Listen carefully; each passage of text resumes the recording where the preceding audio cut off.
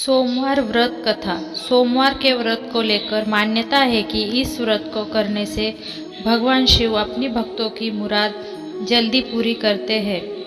सोमवार का दिन भगवान शिव को समर्पित है, इसलिए इस दिन भगवान शिव की पूजा और व्रत करने का महत्व और ज़्यादा बढ़ जाता है।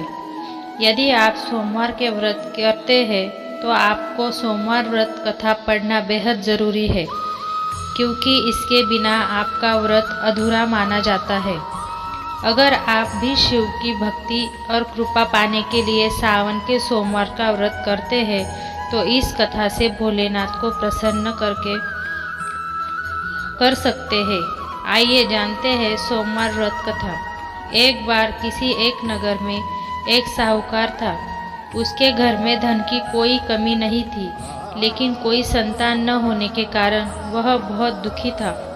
संतान प्राप्ति के लिए वह हर सोमवार को व्रत रखता था और पूरी श्रद्धा के साथ शिव मंदिर जाकर भगवान शिव और माता पार्वती की पूजा करता था।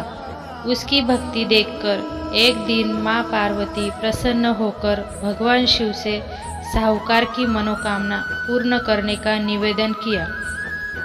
पार्वती जी के आग्रह पर भगवान शिव ने कहा कि हे पार्वती, इस संसार में हर प्राणी को उसके कर्मों का फल मिलता है और जिसके भाग्य में जो हो उसे भोगना ही पड़ता है। लेकिन पार्वती जी ने साहूकार की भक्ति देखकर उसकी मनोकामना पूर्ण करने की इच्छा व्यक्त की। माता पार्वती के आग्रह पर शिव जी ने साहूकार को पुत्र प्राप्ति का वरदान तो दे दिया, लेकिन उन्होंने बताया कि यह बालक 12 वर्ष तक ही जीवित रहेगा। माता पार्वती और भगवान शिव की बातचीत को साहूकार सुन रहा था, इसलिए उसे न तो इस बात की खुशी थी और न ही दुख। वह पहले की भांति शिव जी की पूजा करता रहा। कुछ समय के बाद साहूकार की पत्नी ने एक पुत्र को जन्म दिया। जब वह बालक 11 वर्ष का हुआ तो उसे पढ़ने के लिए काशी भेज दिया गया। साहूकार ने पुत्र के मामा को बुलाकर उसे बहुत सारा धन देते हुए कहा कि तुम इस बालक को काशी विद्या प्राप्ति के लिए ले जाओ। तुम लोग रास्ते में यज्ञ कराते जाना और ब्राह्मणों को भोजन दक्षिणा देते हुए जाना। दोनों मामा भांजे इसी तरह यज्ञ कराते हो और ब्राह्मणों को दान दक्षिणा देते काशी नगरी निकल पड़े। इस दौरान रात में एक नगर पड़ा जहाँ नगर के राजा की कन्या का विवाह था, लेकिन जिस राजकुमार से उसका विवाह होने वाला था वह एक आँख से काना था। राजकुमार के पिता ने अपने पुत्र के काना होने की बात को छुपाने के लिए सोचा क्यों न उससे साहूकार के पुत्र को दूल्हा बनाकर राजकुमारी से विवाह करा दूं। विवाह के बाद इसको धन देकर विदा कर दूंगा और राजकुमारी को अपने नगर ले जाऊंगा।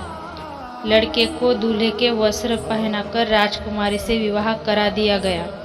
साहूकार का पुत्र ईमानदार था, उसे यह बात सही नहीं लगी, इसलिए उसने अवसर पाकर राजकुमारी के दुपट्टे पर लिखा कि तुम्हारा विवाह तो मेरे साथ हुआ है, लेकिन जिस राजकुमार के संग तुम्हें भेजा जाएगा वह एक आँख से काना है।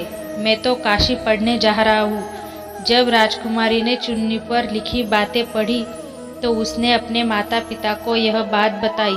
राजा ने अपनी पुत्री को विदा नहीं किया, फिर बारात वापस चली गई। दूसरी ओर साहूकार का लड़का और उसका मामा काशी पहुँचे और वहां जाकर उन्होंने यज्ञ किया। जिस दिन लड़का 12 साल का हुआ उस दिन भी यज्ञ का आयोजन था। लड़के ने अपने मामा से कहा कि मेरी तबीयत कुछ ठीक नहीं है मामा। मामा ने कहा कि तुम अंदर जाकर आराम कर लो। शिवजी के वरदानानुसार कुछ ही देर में उस बालक के प्राण निकल गए। मृत भांजे को उसके मामा ने विलाप करना शुरू किया। संयोगवश उसी समय शिवजी और माता पार्वती उधर से जा रहे थे। पार्वती